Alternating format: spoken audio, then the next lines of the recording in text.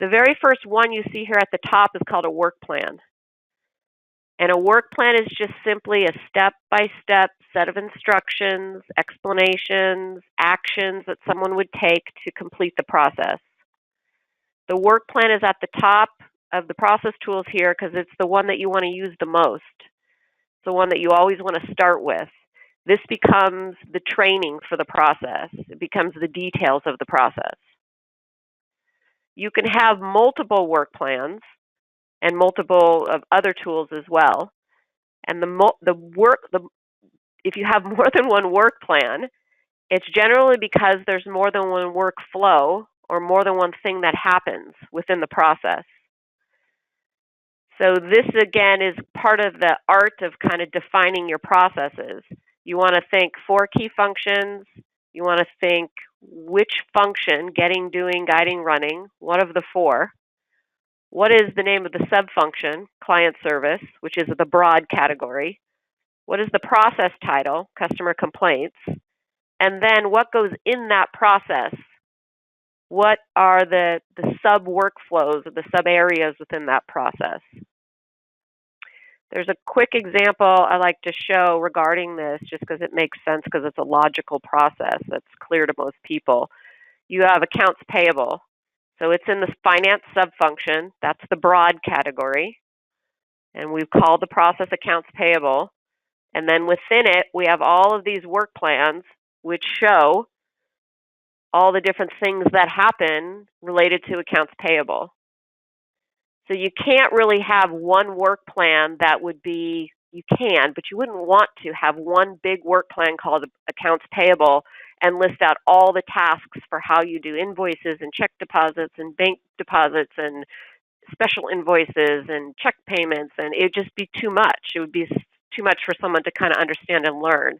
You want them to be able to zero in on the workflow you're talking about and see the tasks of that specifically.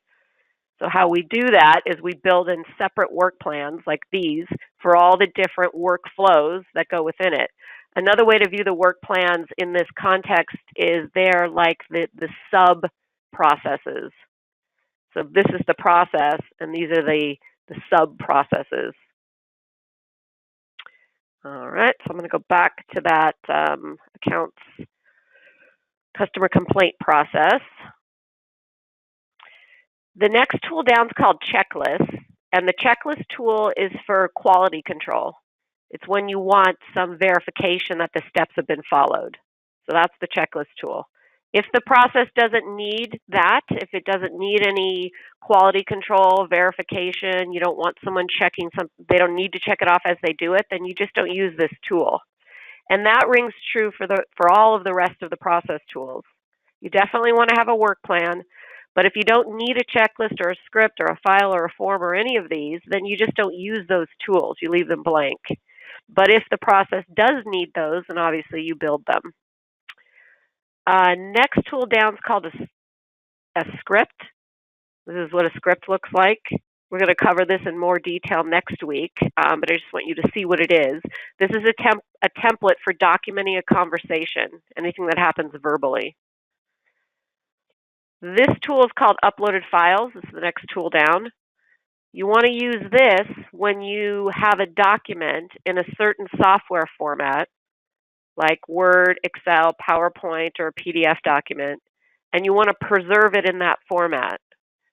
So you don't want to put it into any of the other tools. You want it to stay a spreadsheet, or you want it to stay a PowerPoint presentation.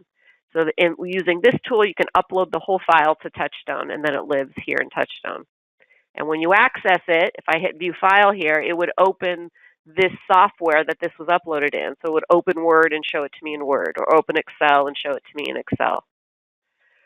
The Documents tool here is kind of like a blank Word document. That's why it's called Documents. This is for, it acts like a blank Word document, so you can use it for whatever purpose you see fit. You can cut and paste things into it. You can write a letter.